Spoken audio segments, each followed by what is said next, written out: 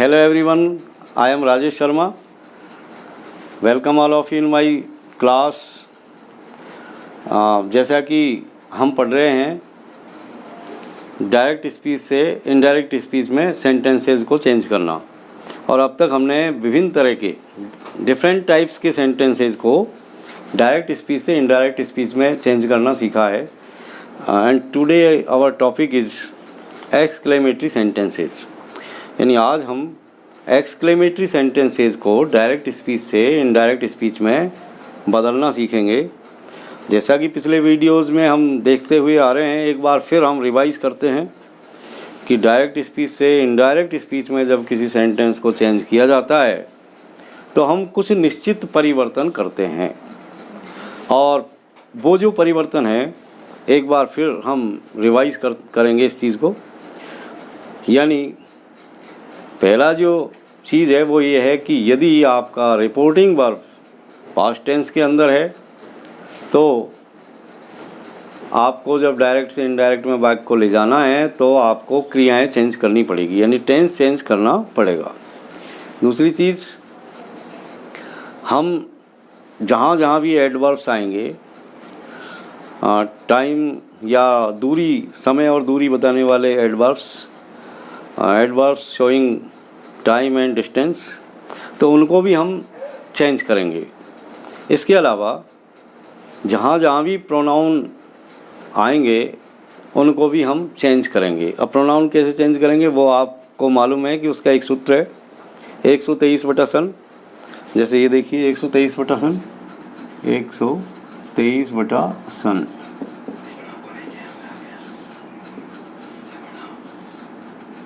123/सन.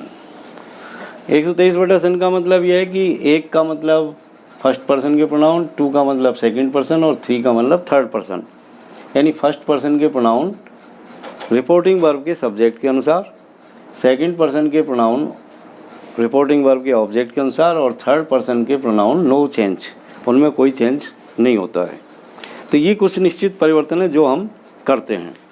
इसके अलावा और जो छोटी मोटी चीज़ें हैं वो ये है कि जब हम डायरेक्ट से इनडायरेक्ट में सेंटेंस को ले जाते हैं तो सारे कॉमे, जितने भी तरह के कॉमे या इन्वर्टेड कॉमाज होते हैं वो सब हट जाते हैं. अब सेंटेंस एक यूनिट बन जाता है, एक ही सेंटेंस बन जाता है और सिंपल सेंटेंस में बदल जाता है.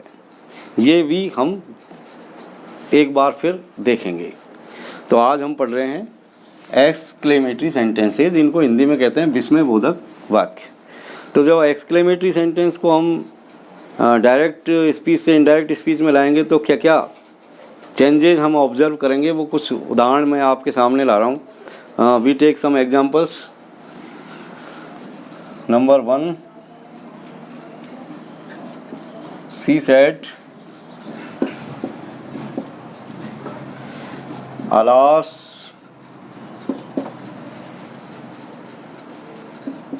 I have lost my purse. She said, alas I have lost my purse. Second sentence,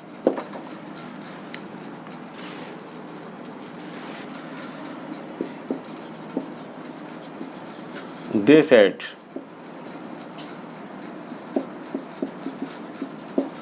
hurrah, we have won the match. और देखिए,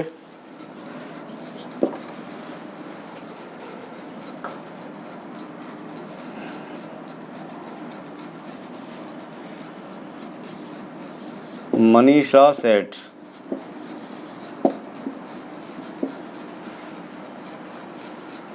what a beautiful flower it is.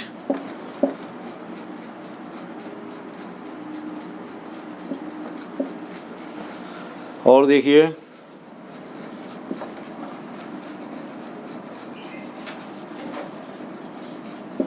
Ramesh सेठ,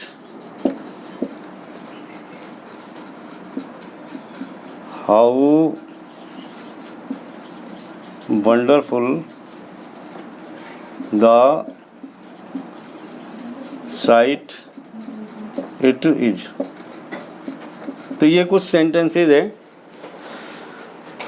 और अब हम इनको ये सब डायरेक्ट स्पीच के अंदर है। जैसा हम देख रहे हैं कि हर सेंटेंस के दो भाग हैं, एक इन्वर्टेड कॉमा के अंदर बंद है और एक इन्वर्टेड कॉमा के बाहर है। तो ये सब डायरेक्ट स्पीच के सेंटेंसेज है और इनको हम बदलेंगे इनडायरेक्ट स्पीच में।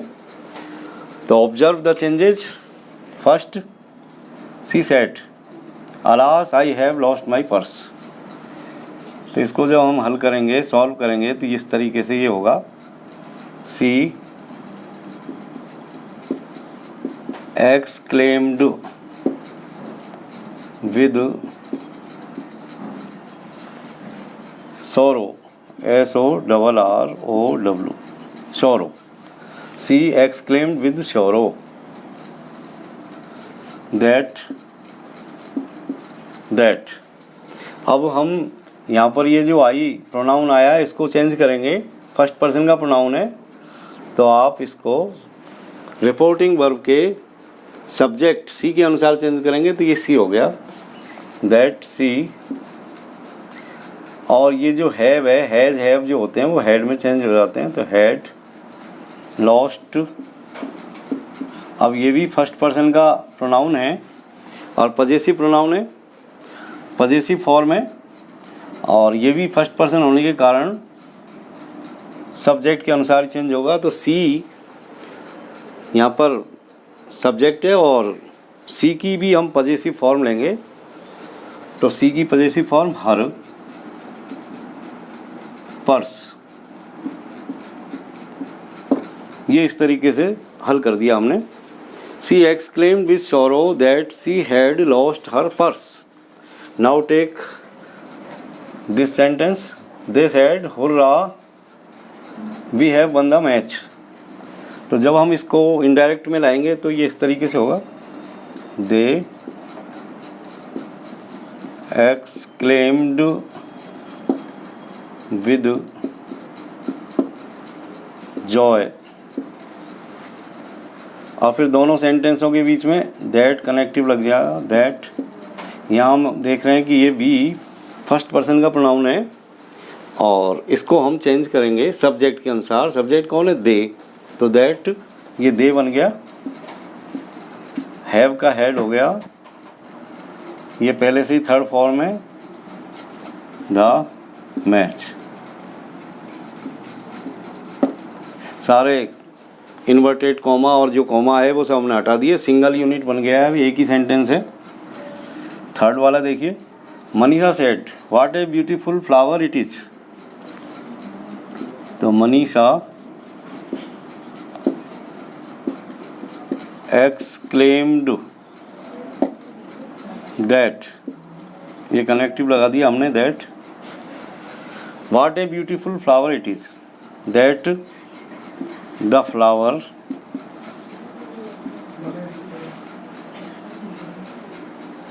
was very beautiful, और ये फुल स्टॉप। तो इस तरीके से हमने इसको चेंज कर दिया।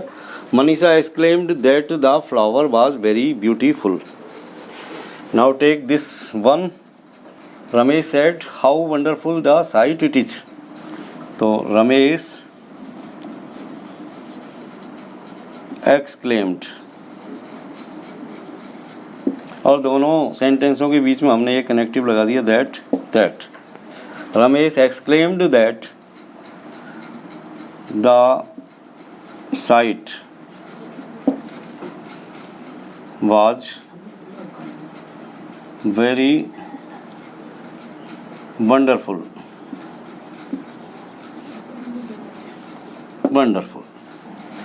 तो अब हम देखेंगे, ऑब्जर्व करेंगे कि क्या क्या चेंज जब हम ऐसे सेंटेंसों को, यानी एक्सक्लेमेटरी सेंटेंसेस को जब हम डायरेक्ट से इनडायरेक्ट में लाते हैं तो क्या क्या हमको चेंज करने पड़ते हैं।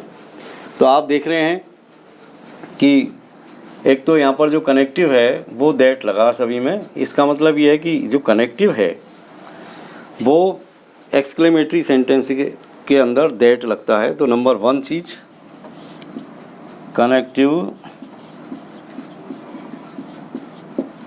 दैट लगाया जाता है एक्सक्लेमेटरी सेंटेंसेस के अंदर। जो कनेक्टिव काम में आता है वो है दैट।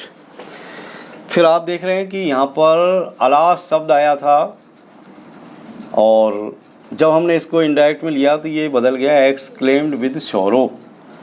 तो दूसरी चीज़ ये है कि यदि अलास आता है, अलास ALAS, तो ये अलास बदल जाता है एक्सक्लेम्ड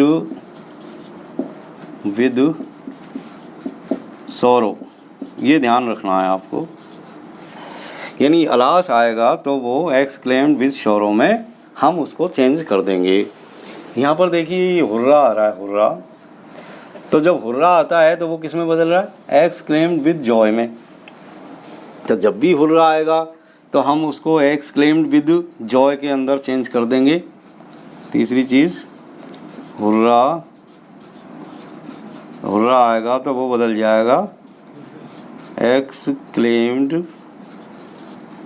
विद जॉय। ये लो साहब। और देखिए अगला सेंटेंस हम यहाँ पर देखते हैं कि यहाँ पर अकेला सैड आया, सैड, तो वो सिर्फ एक्सक्लेम्ड में ही चेंज हुआ है। यहाँ पर भी सैड है और वो एक्सक्लेम्ड के अंदर ही चेंज हुआ है। तो यदि सिंगल सैड है उसके सामने यदि कोई अलास, हुर्रा, ब्रेवो, वाव, ओह इस तरह के एक्सक्लेमेटरी वर्ड्स नहीं है तो हम उसको सिर्फ एक्सक्लेम्ड के अंदर ही चेंज करेंगे। सैड को सैड, यानी अकेला सैड है तो वो उसको हम चेंज करेंगे एक्सक्लेम्ड, एक्सक्लेम्ड। तो ये कुछ चीज़ें हमने देखी जो हमको ध्यान रखनी है जब भी हम एक्सक्लेमेटरी सेंटेंस को डायरेक्ट से इनडायरेक्ट में लेके जाएं। एक चीज़ और यहाँ पर देखिए आप, जैसे ये सेंटेंस आपने देखा कि और चीज़ें वही है, यानी हमको आप पहले दैट के बाद में जो भी सेंटेंस के अंदर नाउन जो कर्ता होता है, जो सब्जेक्ट होता है, उसको हम पहले लाते हैं और उसके बाद में क्रियाओं को बाद में ले जाते हैं, तभी जा कर के कोई सेंटेंस सिंपल सेंटेंस बनता है।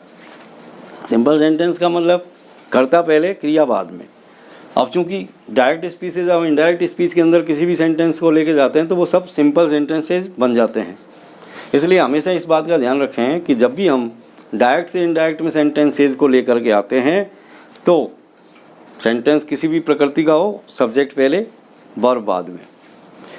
लेकिन यहाँ पर आप देखिए, जैसे ये आपका एग्जाम्पल नंबर 3 है, Manisha said what a beautiful flower it is. और ये आपका 4th वाला जो एग्जाम्पल है, Ramesh said how wonderful the sight it is. इसमें ये हाउ शब्द आ रहा है, इसमें वाट शब्द आ रहा है। तो जहाँ भी हाउ या वाट से जब कोई सेंटेंस शुरू होता है तो उसके लिए हम वाट और हाउ को हटा करके वेरी शब्द का इस्तेमाल करते हैं। जैसे ये देखिए इसका हल, that the flower was very beautiful. यहाँ पर वाट ए ब्यूटीफुल है और ये हो गया वेरी ब्यूटीफुल। यहाँ पर देखिए ये हाउ वंडरफुल है तो यहाँ पर ये हो गया वेरी वंडरफुल। तो जब भी हाउ या वाट से कोई सेंटेंस शुरू होता है तो हम उसको वेरी में चेंज कर देते हैं और बाकी चीज़ वही है, जो सब्जेक्ट है उसको आगे लाना है, वर्ब को पीछे ले जानी है। तो इस तरीके से हम जो है एक्सक्लेमेटरी सेंटेंसेस को डायरेक्ट से इनडायरेक्ट में चेंज आसानी से कर सकते हैं। जैसे यदि आपके वाट या हाउ से यदि कोई सेंटेंस शुरू हो रहा है तो उसमें आपको वेरी में बदल देना है। Thanks all of you, keep watching my channel. और अगले वीडियो में मैं इसी टॉपिक को आगे बढ़ाऊंगा। अभी बहुत सारी चीज़ें हैं आपको बताने के लिए। इसके अलावा मेरे चैनल को जब आप देखें और आपके यदि कोई चीज़ समझ में नहीं आती है तो कमेंट बॉक्स में आप कमेंट करिए और मैं उन चीज़ों को आपके लिए सॉल्व आउट करूँगा। Thank you, keep watching my channel, subscribe my channel and like and share my videos.